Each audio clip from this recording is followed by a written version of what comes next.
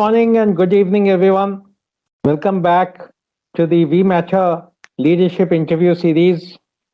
Today, we bring to you two legendary business leaders who have been involved in multiple business transformations.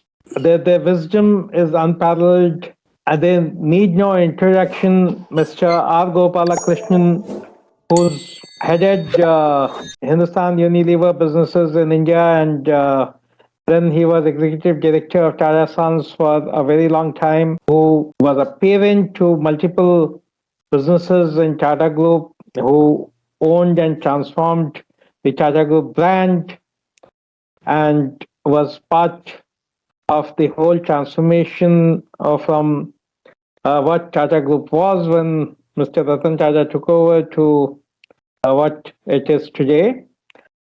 And similarly, Mr. Hrishi Bhattacharya is also a celebrated management professional and consultant.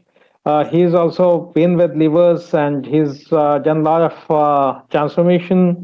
And thereafter, he's been consulting and teaching in multiple US and Asian universities and institutes, including India.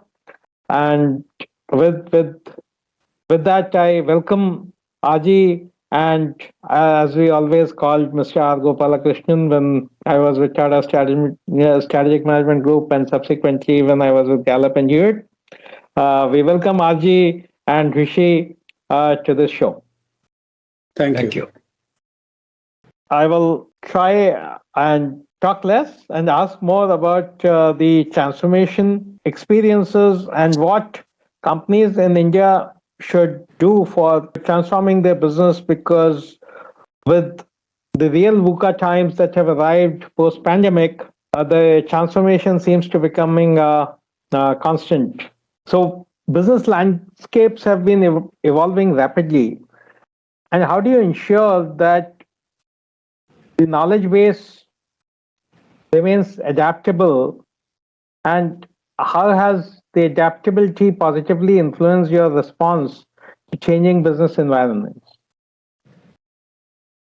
Yeah, so I think what happens is that change is the core of leadership. So if you look at any leaders, their primary responsibility is to manage change. And though in our own lives, the most recent thing seems to be the biggest change, change has been happening for a long time. And right from the start of our careers in the 70s, late 60s, early 70s, we have seen this happening. So the question of adaptability is a very important one, because if you have to play a leadership role, and that can be from at various levels in a company, you have to know your past and you got to get a sense of the future. And therefore, change and adaptability really always go together. That's fantastic. So my next question is that, when I was at Time Ahmedabad, on one Sunday, there was alumnus from Hindustan Levers, and that time Hindustan Levers and not HUL, who was giving us a session on exports and international business. And he was quite excited, and the session extended into lunchtime, and we had a tacit understanding not to ask him any questions. And when he reached the questions and nobody was asking questions, so he said, "No, this sounds like Levers leadership meeting where you ask questions and you're not supposed to ask questions." And we then got intrigued and we said, "No, why is it so?" So he said, "See, leadership, the Levers is a huge operations engine, and it can, and this was like, I think 91, and it is designed to execute very well, and that's how we make money. And if you have too many questions, the execution is a problem, right? But I do understand that, not having questions innovation was becoming a problem, and then levers went through a major transformation from an operations engine to an innovation engine. How did you manage that transformation? And because from I mean, it's a huge cultural shift from army-like execution to innovation, which is highly marketing and brand-driven innovation. Well, I just want to share my perspective, and Rishi may want to embellish or add or even disagree. Uh, you're right. Levers was a very process orientated, cost conscious execution engine. It was not the basic culture of levers, I have to add. It was forced upon levers because of the environment in which the company was operating. We had control on imports, exports, production, price. Everything was dictated by government policy. And the only strategic option, if I may even use that word, was cut cost. And the evidence of that kind of culture permeating and indeed accounting for the success of levers in the 70s and 80s was that people from the manufacturing side always got to the top job. It may be coincidence, but as a young officer, I could see the relevance of these people because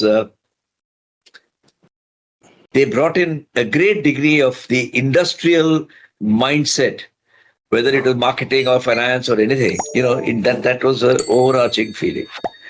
And it is that you're probably referring to, because when you say 1990, 91, somebody spoke to you, we were just coming out of that. And then what happened around 1991, or what made it change, was liberalization.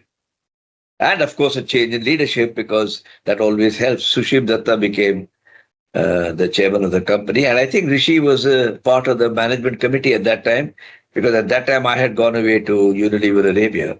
And very briefly, and Hrishi can expand on it, Sushim Datta and his team, which included Hrishi, called in, what's his name, the guy who died, consultant, the Bengali chap? Shumantra Ghoshal. Shumantra Ghoshal. And they had a powwow, at the end of which they decided that we want to double our volume. I mean, it is unheard of. In tons, huh? I'm not talking of rupees. And we have to have a far better approach to quality. And we must be a deeply innovative company. What do we as leaders have to do to change the company? I think they started a process which probably took 7-8 years.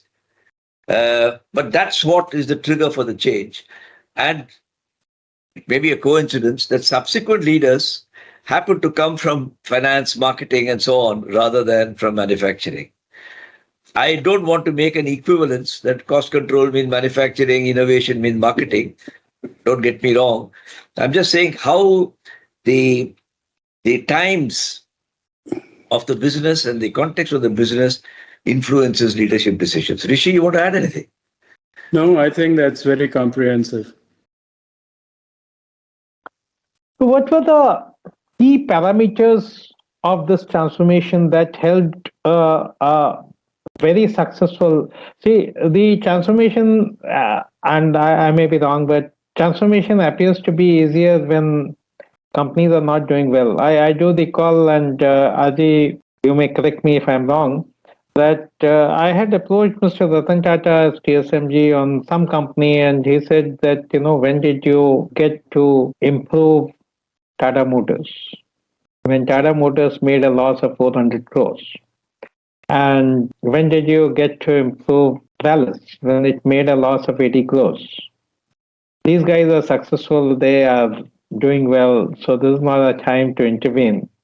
Wait for them to get a hit, and then you can perhaps look at transformation there. Fortunately, that company never got hit, and therefore it continues, and perhaps they were transforming internally in any case, and they didn't need TSMG. But coming back, levers was a very successful business. and in whatever they were doing, they were quite successful and they never made losses, etc., etc. So, what does it take to transform a very successful company into a much more successful company? What really happens is that people waiting for crisis, waiting to have bad news, waiting to have bottom lines, getting under pressure, uh, intrinsically is a sign of laziness. People, in my experience, have found that the most successful companies look at transformation as a way to success or greater success rather than turnarounds where you are pulling stuff out of trouble. Now, both Gopal and I in our previous lives have had to do some of that, and I especially had to do quite a bit of that at one time. But really, the impetus for transformation should be the change around you. And it is not your past, but how are you going to craft your future is the sense of transformation. And in doing that, if you are opportunity seeking, then you do well and you get success layered on success and so on. And I think what happened in India is that we were obsessed about government and about controls and so on because it was very heavily imposed on us as a multinational. But behind that, the society in India was changing very, very dramatically. And it was happening in the 70s and 80s, not only after the so-called government liberalization of the 90s, but it was happening before that. And I think we were a little lazy in not grasping them because we were obsessed with these constraints on us. But there are parts of that period, and one that I was involved in was the launch and big success of a brand called Fair and Lovely, which was launched in the mid-70s. And what happened at that time is that we realized that women were coming out to work. They were no more confined to homes. That was the period, the first real period when women were getting more educated, and subsequently they were also coming out to work. And having to come out of the home was a need and desire to look more presentable, better groomed, beautiful, and so on and so forth. And using that societal change, we crafted this whole brand. So you can grasp opportunity in a transformative way than just waiting for problems to crop up on you. I think the only comment I would add, Prashant, if I may, is it's fine to say when trouble comes to you, it could be because of laziness. It could be because of an event like COVID. COVID came and wound up businesses. It was not due to laziness. But there are multiple reasons why a business can get into trouble. One of them is laziness. And I think I want to clarify that lest people think that Hrishi or I are passing a value judgment that every company which is in trouble is in value judgment. It could be sheer bad management, It may be excessive management, not laziness. But so I want to say that there are, in reality, companies which are lagging for whatever reason and which need to be accelerated. And there are some companies which are static and not moving, which also need to be accelerated. And what is a turnaround can be of any of these categories. What Hrishi is talking about is a company that's coasting along well, like Hindustan Lever was. Even that, by looking into the future, can have a transformation which is a positive energy. So if I might put it that way, transformation can be a positive suction, or it can create a positive thrust forward. And they are slightly different, but there are principles then guide both. That's the limited point I wanted to add to what Hrishi said. And I wanted to clarify, lest your listeners to this thing that every company in trouble has been deemed to be lazy, which I don't think was Hrishi's intent. Am I right, Hrishi? Yeah, I express the laziness in a way that even if you are, if things are happening to you, now COVID, for example, was a troublesome thing for those 2 or 3 years, but a lot of positive things have actually emerged, both for businesses as well as for as well as for the people themselves, the employees and all of us who are working. Positive things come out of negative things very often. And your ability to think that through, to be able to grasp then and be opportunity minded rather than getting weighed down by the distress. Because that distress passed. It is, in 10 years' time, I don't know how many people will talk about COVID differently from flu. It's already becoming that. So I think if your mindset is one of how do I seek opportunities rather than how do I get excessively burdened by problems, is a way that transformative management is going to work. I don't know, Gopal, if this clarifies. No, that's fine. Yeah. Prashant is to decide. He's the host of this. Yes, I know. No, I'm only here to ask questions. I'm not here to decide what is the right answer.